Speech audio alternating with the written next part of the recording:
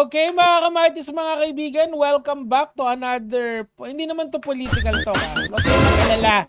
This is an explainer about doon sa 74 billion pesos na hindi na-approve sa PhilHealth at siniro budget sila ng ating gobyerno. Okay? So, explain ko lang sa inyo. Ngayon kasi mga kamatis, mga kaibigan, budget deliberation, meron tayong dinatawag na GAA, General Appropriation Act, okay?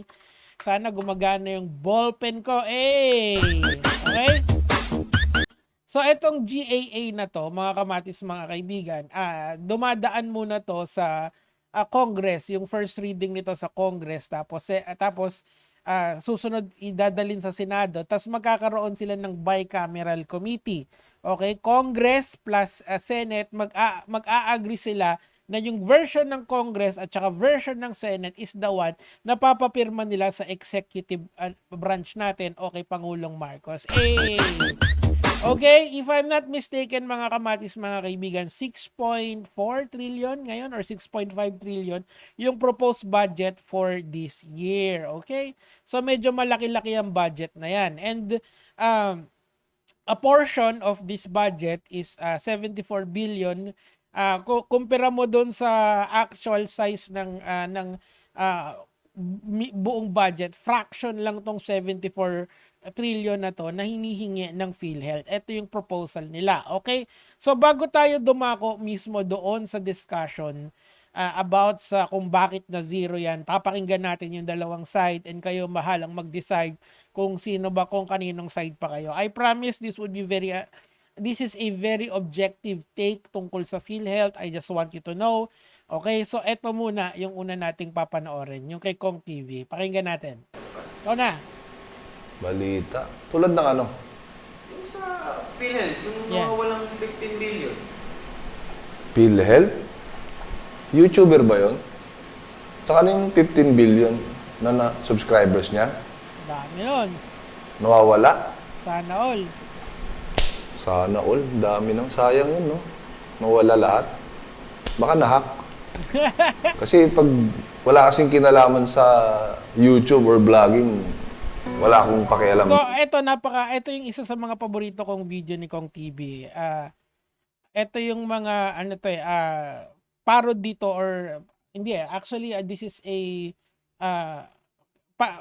parody of a vlogger. Tapos, kinikriticize niya yung mismong vlogging industry ng hindi siya directly nagpapatama sa tao. Yan ang kapangyarihan ni Kong TV. Congratulations kay Kong sa mga success na. And when this PhilHealth issue actually ay sumabog, ito yung unang naalala ko. Kasi people don't really recall, in 2021, hindi itong administrasyon na to, administrasyon pa to ni Pangulong Duterte during that time. Merong 21 billion na all of a sudden naglaho and isyong malaki yan and dinideny naman ni PhilHealth na walang 15 billion, unprogram lang yon. I'm not sure about the exact explanation ng PhilHealth, pero this was an issue from before. Mukhang nakalimutan na ng tao and all of a sudden, lahat sila is kumakampi na sa PhilHealth. Kasi nga, parang, marami kasing mga tao na parang, ba't naman tinanggalan nila ng 74 billion pesos yung PhilHealth na yun? Okay, totoo naman yun. Let me just give you an idea dito ha. Ngayon, bago tayo pumunta sa 74 billion dito na nawala, marami kasing reserve funds ang PhilHealth. Meron silang unprogrammed funds na worth 90 billion pesos. Ang laki nun mga lods, di ba? Teka, mali. Ito pala. Di ba? So, yung 90 billion na yun mga kamatis, mga kaibigan, is actually pinatransfer yun ng pinatransfer yun ng hanapin natin 90 billion PhilHealth. Okay. Etong 90 billion na to, excess fund to, unprogrammed funds to na pinapatransfer back to the treasury para magamit kasi nga hindi siya nagagamit. So ganun kadami yung pera na naka-imbak sa PhilHealth ngayon. Ito.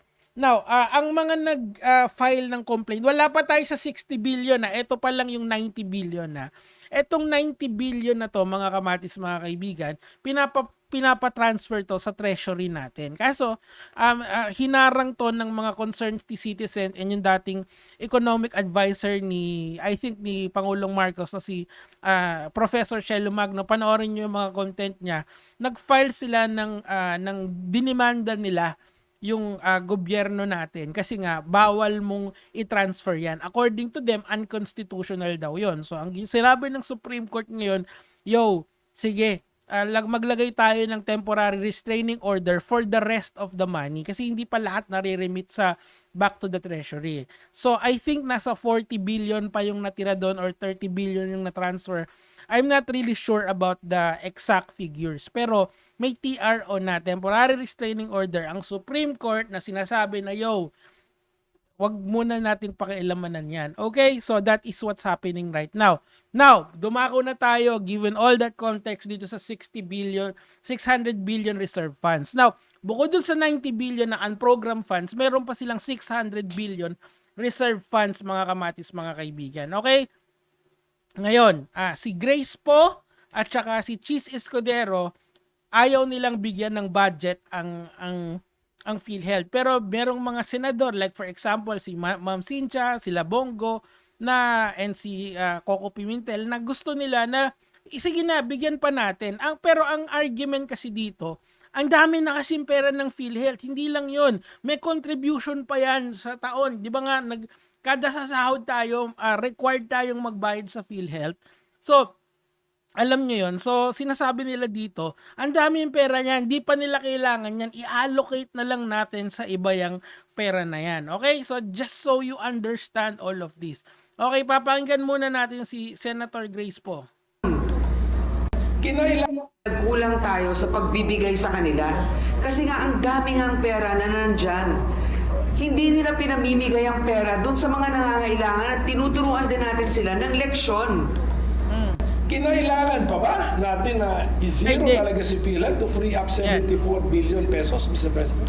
I know, Mr. President, that's also the question of many. And I've thought... So ayan yung mga payag sila doon. Okay, ito yung mga senador. Now, let's go naman dito sa dating secretary ng PhilHealth na si Representative Janet Garin. Okay, ito yung rationale nila kung bakit etong is okay lang, okay? Congresswoman, go ahead. Your thoughts. Yeah, the message is very clear. Now, the proposed return of, they called it PhilHealth funds of 90 billion, of which 60 billion has already been reverted back to the National Treasury. 60, tama. There was actually, pardon me for those who government employed, others are owners or companies, and for 7 million senior citizens should be reverted back.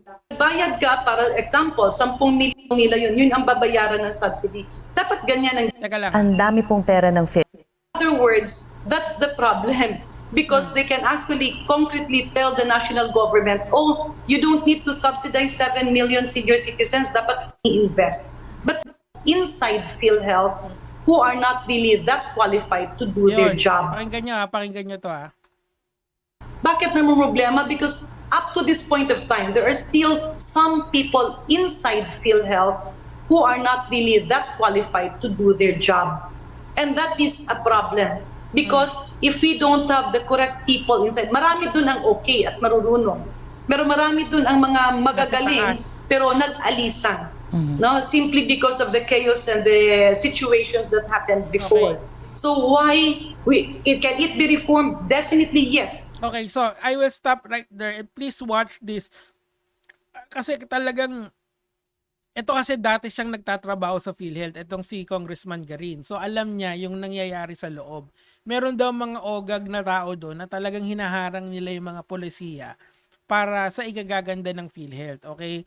And isa ring sinasabi niya na pangit kasi na visual pag siniro mo yung pera sa PhilHealth . Ang sinasabi niya dito, baka kasi isipin nung kunyari nung ospital, pag PhilHealth yung health card mo, baka wala kang pambayad or mabagal or sapilitan yung bayad. So, sinasabi dito na at least man lang lagyan natin yon. Pero in fairness naman, yung sahod ng mga tao, yung bare minimum to run PhilHealth, meron namang ibibigay yung gobyerno doon. Pero wala silang ibibigay doon na extra for programs ng PhilHealth kasi nga meron pa silang 600 billion reserve. Gamitin nyo muna yan, okay?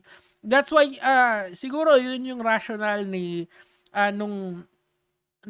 yun yung rationale kasi na nila kung bakit kailangan i-transfer daw yung 90 billion back to the treasury kasi nga hindi nagagamit. So that's the reason why, mga kamatis, mga kaibigan. Now, ang PhilHealth kasi is an insurance company. Yung pera dyan kasi, ini-invest yan kung saan-saan para lumago, okay? Hindi lang yan basta natutulog. Ini-invest yan kung saan-saan.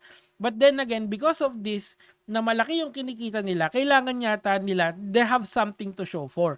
Okay? Me, I'm personally, I think iba yung healthcare ko kasi mas kampante ako dun eh. Pero kayo, anong sa tingin nyo rito?